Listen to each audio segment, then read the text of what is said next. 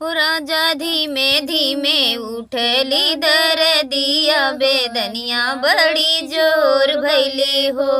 राजा धीमे धीमे उठली दरदिया बेदनिया बड़ी जोर भैली हो।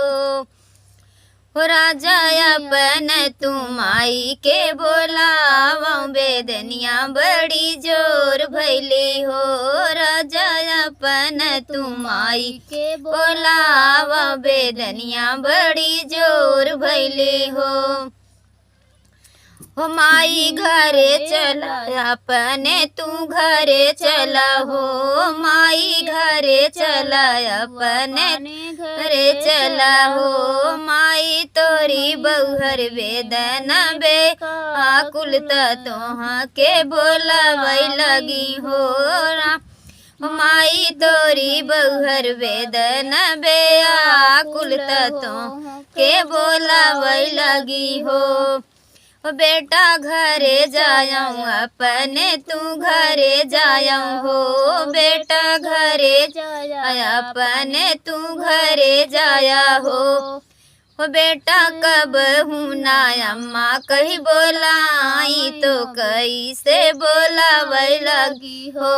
बेटा कब हूँ ना अम्मा कही बोलाई तो कैसे बोलावै लगी हो।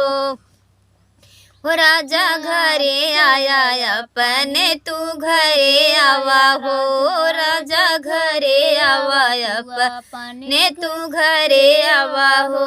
राजा खटिया के पाटी होरिला होई है न उजे घर सासू है हो।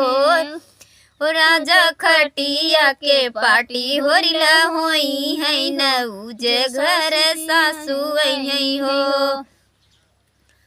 हो राजा धीमे धीमे उठली दरदिया बेदनिया बड़ी जोर भैले हो।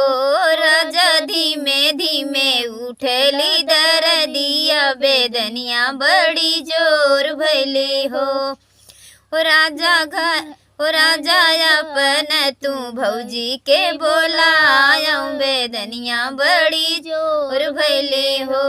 राजा अपन तू भौजी के बोलाया दरदिया बड़ी जोर भैले हो। हो भौजी घरे चला अपने तू घरे चला हो। भौजी घरे चला अपने तू घरे चला हो। भौजी मोरी धनिया बेदन बेया कुल तुहा के बोलावै लगी हो। भौजी तो मोरी धनिया बेदन बेया कुल तुहा बोलावै लगी हो।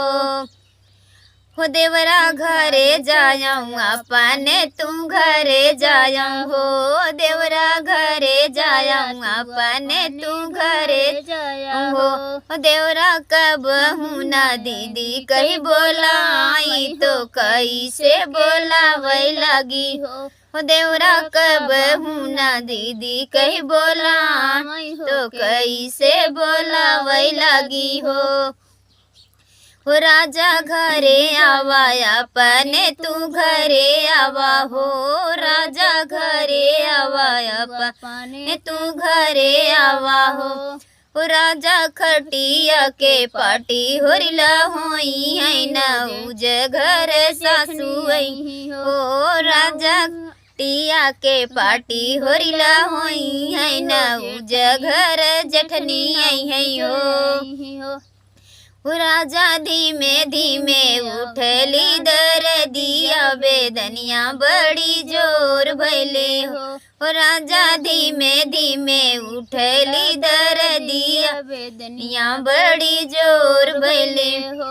हो राजा अपन तू बहनी के बोलाया बेदनिया बड़ी जोर भैले हो। हो राजा अपन तू बहनी के बोलाया बेदनिया बड़ी जोर भैली हो।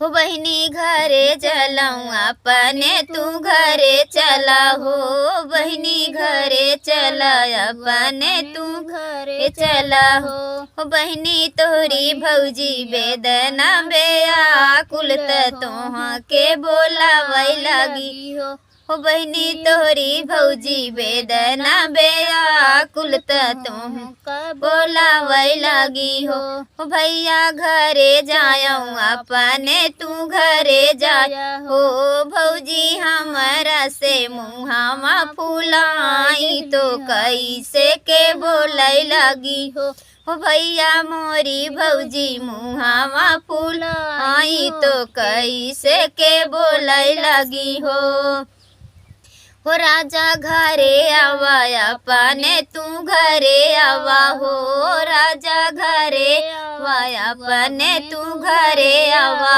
हो राजा खटिया के पाटी होरिला होई है ना मुझ घर ननदी है हो राजा खुटुली के पाटी होरिला होई है ना मुझ घर ननदी है हो।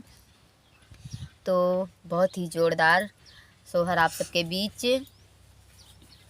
हमारा चैनल सिंगर सुमन निषाद यूट्यूब पर जाएं और ज़्यादा से ज़्यादा सपोर्ट करें। प्लीज़ हमारे गीत को सुने और हमें कमेंट में ज़रूर बताएं और फेसबुक पर फॉलो और हमारे वीडियो को लाइक करें और कमेंट में ज़रूर बताएं कैसा लगा हमारा गीत। आप सबके बीच बहुत ही सुंदर सुंदर गीत और सोहर जाएगा, आप लोग सुने।